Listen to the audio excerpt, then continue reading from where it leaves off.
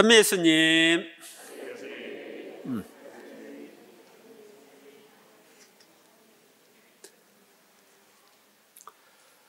오늘은 사순 제5주일입니다. 오늘의 독서와 복음의 주제는 부활입니다. 첫째, 오늘의 제1독서인 에제키엘 예언서에는 바빌론 포로 생활을 하다가 죽어 무덤에 묻힌 유다인들을 부활시켜 이스라엘 땅으로 데려가겠다는 말씀이 나옵니다. 나 이제 너희 무덤을 열겠다. 그리고 내 백성아, 너희를 그 무덤에서 끌어내어 이스라엘 땅으로 데려가겠다. 내 백성아, 내가 이렇게 너희 무덤을 열고 그 무덤에서 너희를 끌어올리면 그제야 너희는 내가 주님임을 알게 될 것이다. 이 성경 말씀은 육신적으로 실현되지 않았습니다.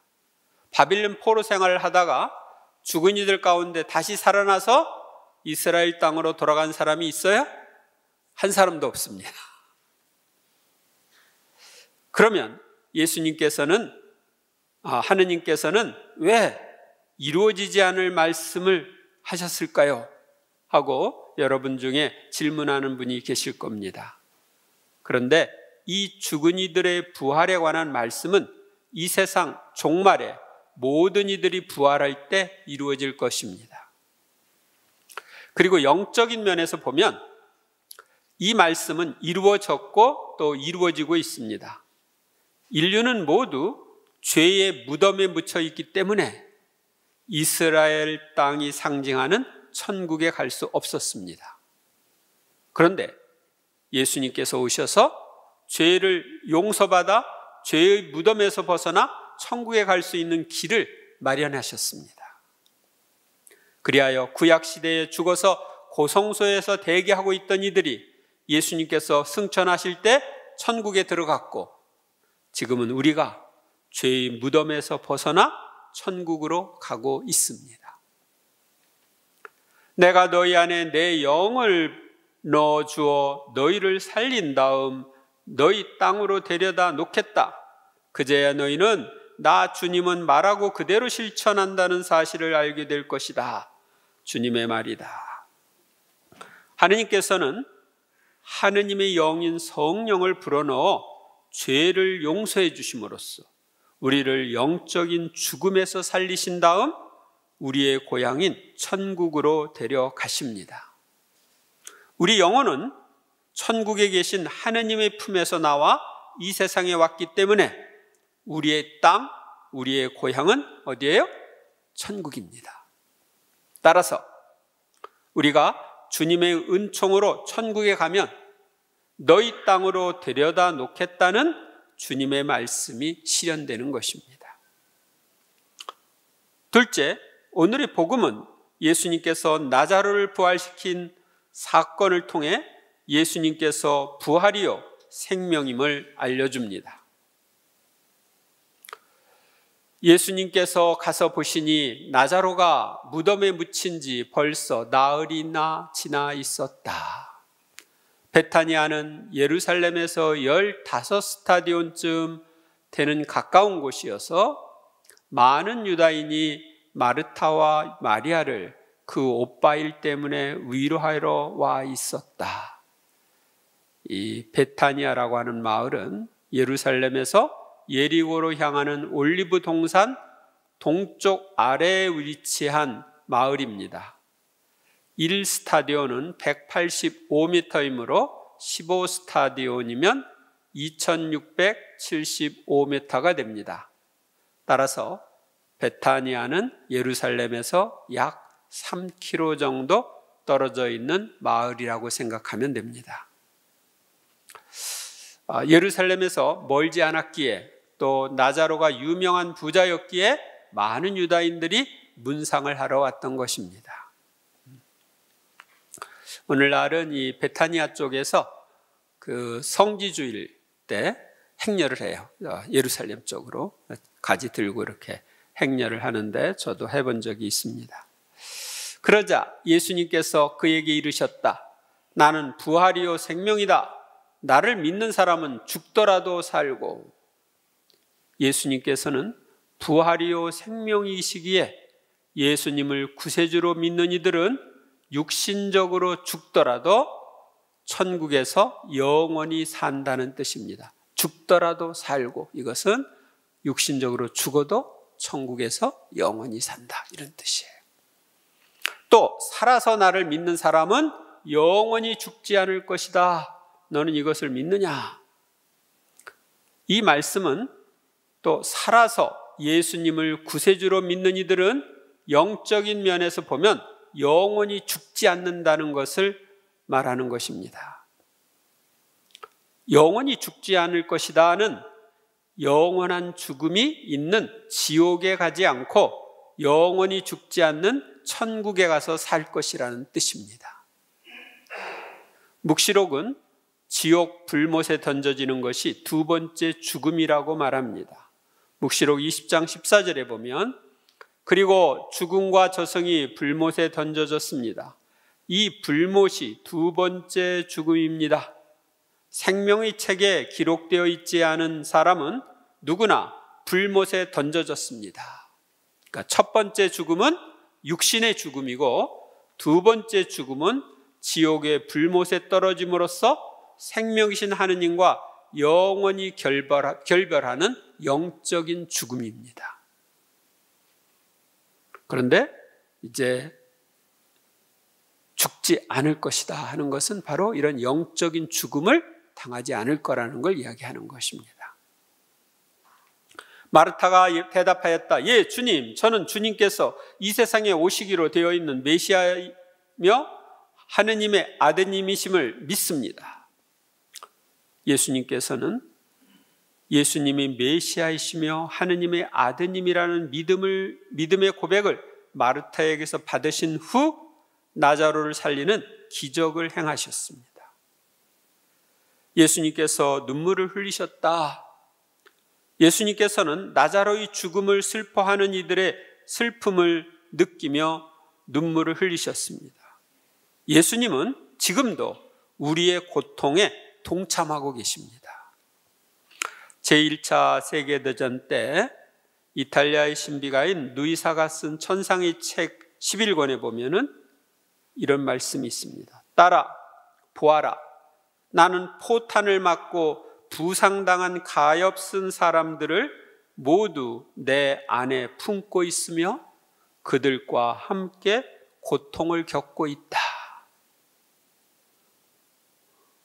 오늘날도 러시아와 우크라이나 전쟁이 있죠.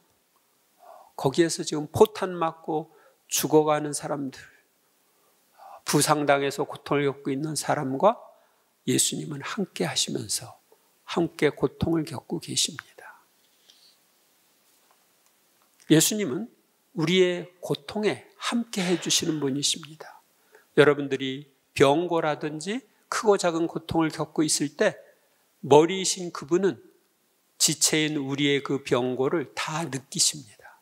그러면서 함께 마음 아파하고 그곳으로부터 벗어날 수 있도록 도와주고 싶어 하십니다. 예수님께서는 다시 속이 북받치시어 무덤으로 가셨다. 무덤은 동굴인데 그 입구에 돌이 놓여 있었다. 예수님께서 돌을 치워라 하시니 죽은 사람의 누이 마르타가 주님, 죽은 지 나흘이나 되어 벌써 냄새가 납니다 하였다.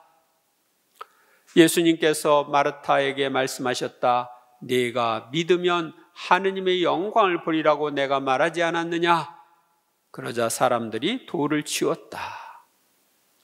예수님께서는 죽어서 썩은 냄새가 나는 나자로를 부활시키기 위하여 무덤을 막은 돌을 치우라고 하셨습니다.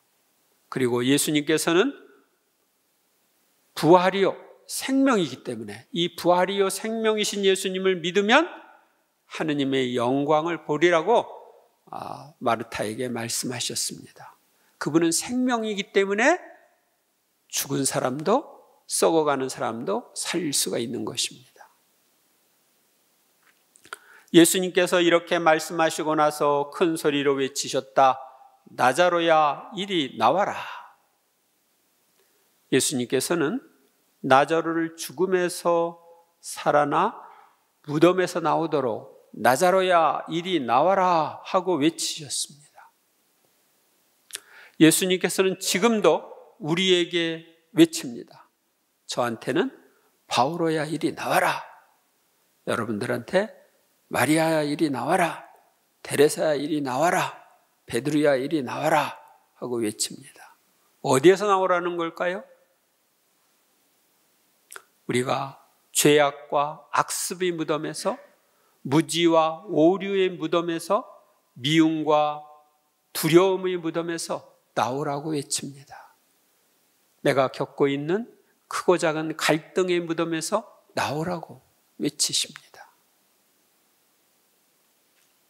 그러자 죽었던 이가 손과 발은 천으로 감기고 얼굴은 수건으로 감싸인 채 나왔다. 예수님께서 사람들에게 그를 풀어주어 걸어가게 하여라 하고 말씀하셨다. 마리아에게 갔다가 예수님께서 하신 일을 본 유다인들 가운데 많은 사람이 예수님을 믿게 되었다. 예수님께서는 무덤에서 나온 나자로를 묶었던 천을 풀어주어 걸어가게 하라고 하셨습니다.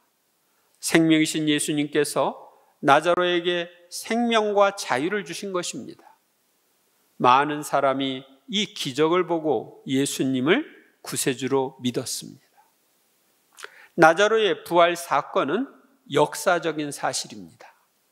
나자로의 무덤 위에 14세기에 회교 사원이 세워져 들어갈 수 없게 되자 16세기에 프란치스코 작은 형제회 수도자들은 회교 사원 지하에 있는 나자로의 무덤으로 들어갈 수 있도록 옆으로 내려가는 통로를 만들었습니다.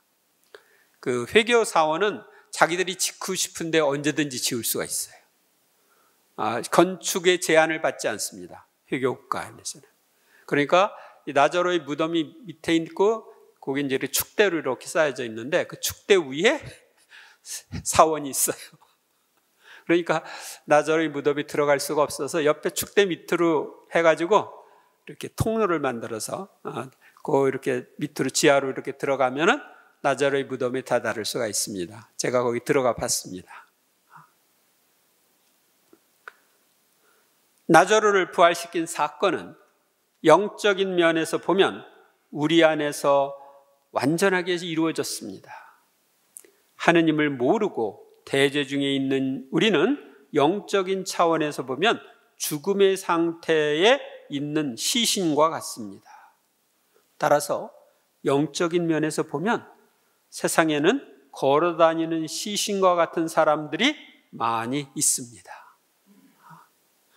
외적으로는 다 걸어서 다니고 이렇게 저렇게 하는데 영적으로는 죽어 있으니까 시신과 같은 거죠. 그런데 우리가 세례 성사를 통하여 모든 죄를 용서받고 새로 태어난 것은 바로 이런 영적인 죽음에서 부활한 것과 같습니다. 죽음에서 부활한 나자로를 보고 믿었던, 예수님을 믿었던 사람들처럼 우리가 영적인 죽음의 상태에서 벗어나 신자다운 생활을 하는 것을 주변에 있는 사람들이 보면 예수님을 믿게 될 것입니다. 그러나 신자라고 하면서 신자답지 못하면 뭐 어떻게 될까요? 저렇게 살려면 나는 성당에 안 다녀. 그렇게 되겠죠. 셋째, 오늘의 제2 독서인 로마서도 부활에 대한 가르침을 우리에게 주고 있습니다. 형제 여러분, 육안에 있는 자들은 하느님 마음에 들 수 없습니다. 로마서는 육안에 있는 자들은, 즉 육신을 따라 사는 자들은 하느님 마음에 들 수 없다고 말합니다.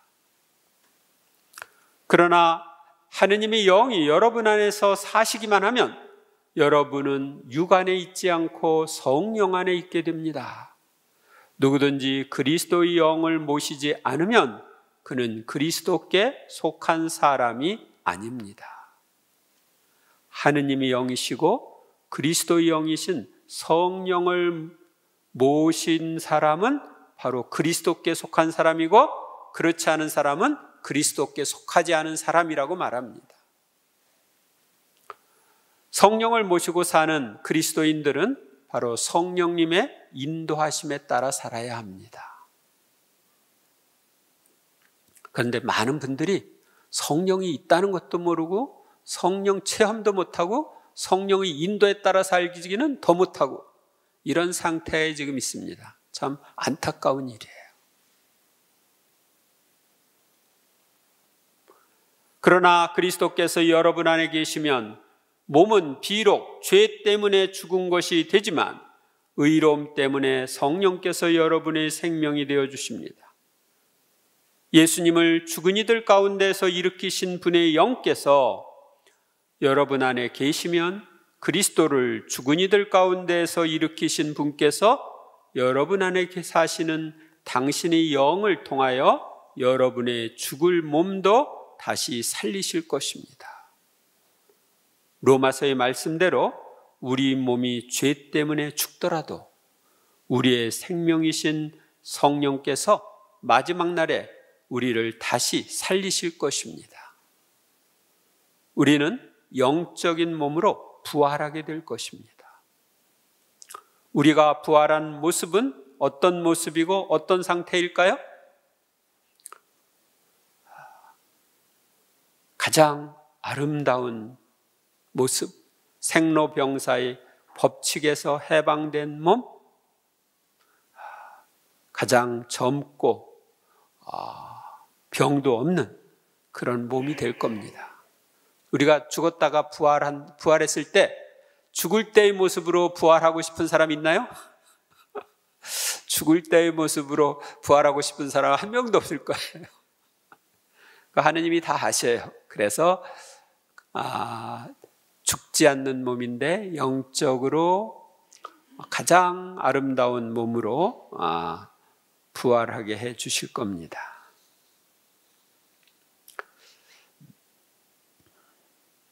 구약성서 에제키엘서에 나오는 죽은 이들의 부활에 관한 이야기는 영적인 차원에서 우리 안에서 실현되고 있습니다. 나자로의 부활 사건도 영적인 차원에서 보면 우리 안에 실현되고 있습니다. 우리 모두 세례성사로 죄악의 무덤에서 부활하여 새로운 생명으로 살고 있기 때문입니다. 또한 천국에서 영원히 살 것이기 때문입니다.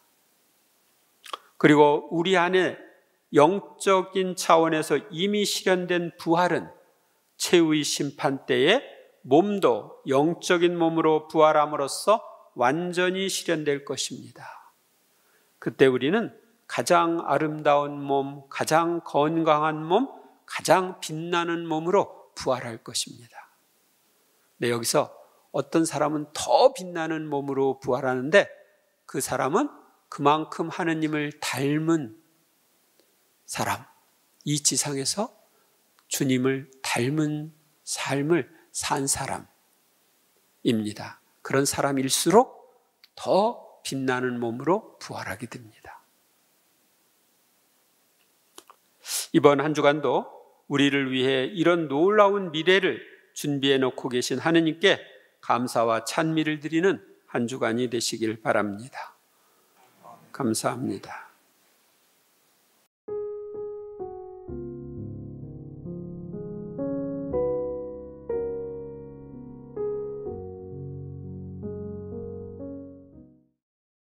주님의 평화가 항상 여러분과 함께 원사지 영과 함께. 무덤에 있으면 계속 있고 싶겠어요? 나가고 싶겠어요? 물어보나 마나다. 무덤에 있고 싶은 사람이 어디 있나? 그렇게 생각하겠죠? 우리는 다 죄악의 무덤에서 벗어난 사람들입니다. 죄악의 무덤에서 나와서 부활한 몸으로 살고 있는데 계속 우리가 또 무덤을 만드는 것 같아. 미움의 무덤, 여러 가지 문제의 무덤, 거기에 갇혀가지고 살려고 하는 것 같아요. 근데 그런 무덤에서 우리 다 벗어나야 됩니다. 예수님은 나자레야 나오너라 하는 것처럼 우리한테 그 미움의 무덤, 분노의 무덤에서 나와라, 그 문제의 무덤에서 나와라 하고 이야기하십니다. 그래서 이 세상에서 부활 체험은 그런 무덤에서 벗어나는 게 부활 체험이에요. 그리고 이제 세상 마치는 날은 우리가 영적인 몸으로 부활하는 거죠. 그래서 지금은 우리 영이 하느님 앞에 가지만 영에 알맞는 영적인 몸을 주셔가지고 생로병사의 법칙에서 벗어나서 병들지도 않고 죽지도 않고 건강하고 행복한 그런 생활을 할 수 있는 몸으로 영원히 사는 거예요. 그게 하느님의 우리 구원 계획이에요. 그래서 여러분들이 모두 이 사순절을 잘 맞이하고 또 잘 끝까지 이렇게 함으로써 부활 체험을 했으면 좋겠어요. 작은 것으로부터라도 벗어나는 부활 체험을 하고, 그리고 이제 죽을 때는 이 지상의 육에서 벗어나는 부활 체험, 그리고 이제 나중에 세상 마치는 날은 영과 육이 하나로 결합된 부활 체험, 이런 부활 체험을 할 수 있었으면 좋겠어요. 오늘 평화 인사는 부활 체험을 하십시오. 평화 인사 나누십시오. 부활 체험을 하십시오. 부활 체험을 하십시오. 부활 체험.